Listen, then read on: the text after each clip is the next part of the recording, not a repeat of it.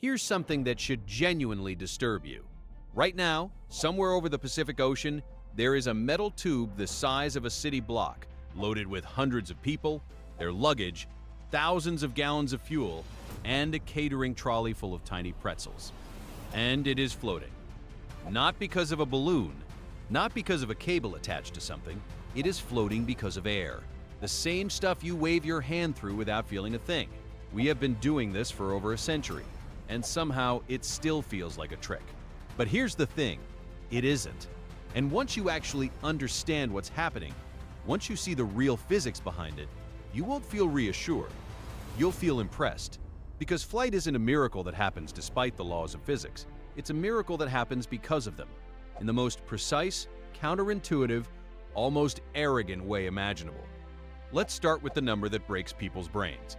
The Airbus A380, the largest passenger aircraft ever built, has a maximum takeoff weight of 575 metric tons.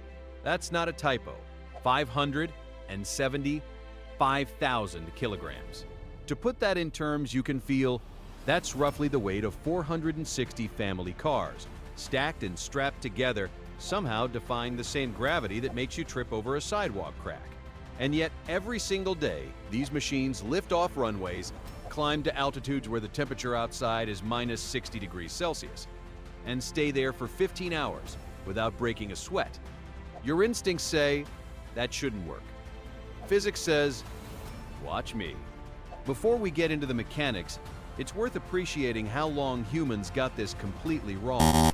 For most of history, our idea of flight was essentially just falling with style. Balloons drifted wherever the wind felt like going. Early flying machines flapped like desperate birds. There was a persistent, almost embarrassing belief that if you just copied nature closely enough, you'd eventually get off the ground. Then in the 1800s, a British engineer named George Cayley had a thought that sounds obvious in retrospect, but genuinely changed everything. Separate the problem of staying up from the problem of moving forward. Lift and thrust are different jobs. You need both, but you need to solve them separately. That one idea was the seed that eventually grew into every aircraft flying today. Then came Otto Lilienthal, a German engineer who did something remarkable and slightly terrifying. He didn't just theorize about curved wings, he tested them by jumping off hills in homemade gliders over 2,000 times. He was the first person to gather real data on what wing shapes actually work. He paid the ultimate price for that research in 1896. But his work proved something crucial. The curve of a wing wasn't decorative, it was everything. And then, on a cold December morning in 1903, on a North Carolina beach, two bicycle mechanics from Ohio proved that a heavier-than-air machine could fly under its own power and be controlled. 12 seconds. 37 meters. That first flight by the Wright brothers was shorter than the wingspan of the A380, but what it proved was the foundation of everything that followed. Now let's talk about what's actually keeping your flight airborne, because the explanation you probably learned in school is, at best, incomplete. At worst, it's just wrong. The oversimplified story goes like this. Air traveling over the curved top of the wing has a longer distance to cover, so it speeds up, and faster air means lower pressure, which sucks the wing upward. Clean, logical, satisfying. And partially true, but it leaves out something critical, because if that were the whole story, wings that are perfectly symmetrical, same curved top and bottom, shouldn't generate any lift, except they do. Fighter jets fly upside down. Airplanes can fly with damaged wings. The equal transit time story doesn't hold up. What's actually happening is more interesting. Think about what a wing really does to the air it moves through. It doesn't just sit there and let air flow over it politely. It attacks it, it cuts into the oncoming airflow at a slight angle. Engineers call this the angle of attack, and forces that air to change direction. The air above the wing gets accelerated and curved downward. The air below gets pushed down more directly. And here's the rule that runs the entire universe. For every action, there is an equal and opposite reaction.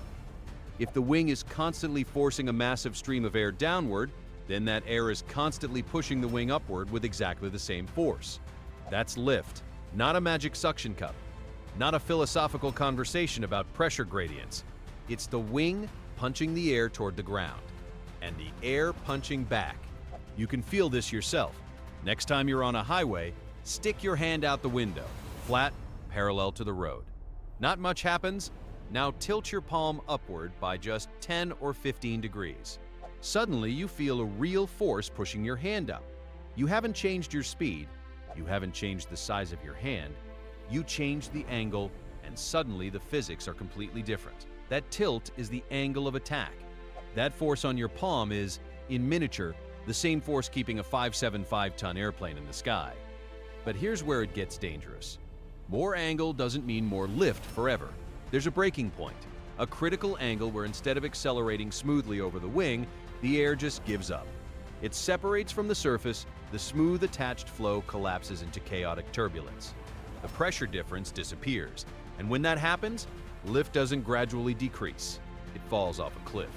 Pilots call this a stall, and it doesn't mean the engines stop. It means the wings stop working. The aircraft, regardless of its size, regardless of how many engines it has, begins to drop. This is why angle of attack management is one of the most critical skills a pilot has. Too little, and you're not generating enough lift. Too much, and you're generating none at all. Now, let's talk about speed, because speed is where the real power lives. The mathematical formula for lift has several variables: air density, wing area, the angle of attack, and a coefficient that accounts for wing shape. But the one that matters most, the one that makes everything else secondary, is velocity. And it's not just in the formula, it's squared. That means if an aircraft doubles its speed, lift doesn't double, it quadruples. Go 3 times as fast and lift goes up by a factor of 9. That relationship explains almost everything about how airplanes work. It explains why planes need long runways. They're not just going fast for fun, they're building up enough speed that the wings can finally generate lift equal to the aircraft's weight. Before that speed is reached, the wings are working, but not hard enough. The plane stays on the ground. Past it, the wheels become irrelevant. It explains why takeoff has specific speed milestones. There's a speed called V1, the point of no return. Before V1, if something goes wrong, the pilots can still brake and stop before running out of runway. After V1, stopping is no longer survivable. The only option is to fly. Then comes VR, rotation speed, where the pilots pull back on the controls, raise the nose, increase the angle of attack, and feel the wings grab the air hard enough to lift everything skyward. Then V2, the minimum speed at which the aircraft can keep climbing even on a single engine. Watch carefully during that rotation moment, and you'll see something beautiful happening. The nose lifts, the plane tilts, and for a brief second, it's still on the ground, but only barely. The wings are carrying more and more of the load.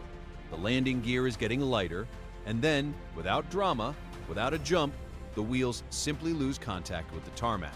Not because the plane leapt, because the ground became optional. So why do commercial aircraft fly at 35,000 feet? The altitude number sounds arbitrary, but there's hard physics behind it. Down at sea level, the air is dense, thick. A plane moving through it faces substantial drag, the aerodynamic equivalent of running through waist-deep water. Every meter forward costs fuel. But as altitude increases, air density drops. At cruising altitude, the air is roughly a quarter as dense as it is at sea level. That means dramatically less drag. The engines don't have to work as hard. The fuel savings are enormous. We're talking about the difference between profitable aviation and financial ruin.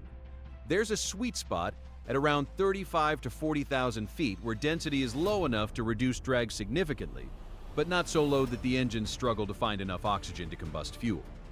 At that altitude, the aircraft reaches what engineers call cruise equilibrium, lift precisely matching weight, thrust precisely matching drag, burning the minimum possible fuel per kilometer traveled. And here's a detail that airlines quietly love. As the flight progresses and fuel burns off, the aircraft gets lighter. A lighter aircraft needs less lift. Less lift means it can fly at even higher altitudes, where drag is even lower. So long-haul pilots perform what's called a step climb, incrementally requesting higher altitudes from air traffic control as the flight progresses, chasing that efficiency sweet spot across thousands of kilometers. But eventually, every flight has to come back down. And landing presents a brutal physics problem. The aircraft needs to slow dramatically, from around 900 kilometers per hour at cruise to roughly 250 at touchdown. But speed and lift are squared together, remember? Cut speed in half and you lose 3/4 of your lift. At landing speed, the wings can barely keep a 575-ton aircraft airborne under normal conditions. So the wings transform. Watch out the window during descent and approach, and you'll see it happen. Panels at the trailing edge hinge downward. These are the flaps. Panels at the leading edge slide forward and droop. These are the slats. Together they do something extraordinary. They physically reshape the wing, increasing its surface area and its curvature. The wing becomes a completely different aerodynamic object. It generates far more lift at low speed than it ever could in its clean cruise configuration. The leading edge slats do something even cleverer. They create a small gap, a slot, between themselves and the main wing. Air from below, which is at higher pressure, shoots through that slot at high velocity over the top of the wing. This energizes the boundary layer, the thin layer of slow-moving air right against the wing surface, and keeps it attached even at high angles of attack. Without those slots, the wing would stall long before touchdown. And if you've ever had that white-knuckle moment, imagining what happens if the engines fail, here's something that might actually comfort you. In 2001, an Air Transat Airbus A330 ran out of fuel mid-Atlantic. Both engines flamed out over open ocean at night. The crew had no thrust whatsoever. They glided for approximately 120 kilometers before landing safely at an airport in the Azores. A fully loaded commercial jet, silent engines, and it flew for 120 kilometers on nothing but physics. Because a wing doesn't care whether the engine is running. It only cares about speed, and a descending aircraft, nose angled down just enough, trades altitude for forward velocity. It becomes a glider, an incredibly heavy, expensive, terrifying glider, but a glider nonetheless. The final act of every landing is called the flare. Just before touchdown, when the runway is seconds away, the pilots ease back on the controls and raise the nose gently. The angle of attack increases, the wings suddenly generate a burst of extra lift. The descent rate softens. Instead of driving the aircraft into the tarmac, the flare transfers the energy, slows the drop, and lets the wheels kiss the runway. Done badly, it's a bone-jarring slam. Done well, you barely feel it. The moment the wheels touch down, panels on the top of the wings, called spoilers or lift dumpers, immediately pop up. This is intentional. They destroy the remaining lift, pressing the full weight of the aircraft down onto the wheels so the brakes have traction. Simultaneously, the engines reverse their thrust, pushing air forward to help decelerate. The beast that was floating on nothing but redirected air a few seconds ago is now grinding to a stop, handing its weight back to rubber and asphalt. Here's what I want you to take away from all of this. Human flight was never inevitable. It was earned. It was earned through 2,000 glider jumps and one fatal crash. Through 12 seconds on a beach in North Carolina. Through decades of iteration, disaster, and stubborn engineering. The shape of every wing, the angle of every flap, the sequence of every speed call-out, none of it was designed. It was discovered painfully, over more than a century of asking the atmosphere hard questions and accepting the answers even when they were brutal. The next time you're sitting in a window seat watching those flaps deploy, watching the runway rush underneath you, feeling that moment of impossible lightness as the wheels leave the ground, remember that you're not experiencing magic. You're experiencing one of the most sophisticated relationships between human ingenuity and the physical world that has ever existed. We didn't beat gravity. We just learned to have a better conversation with it.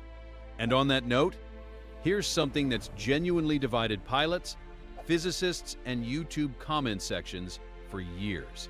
Imagine an aircraft sitting on a giant conveyor belt.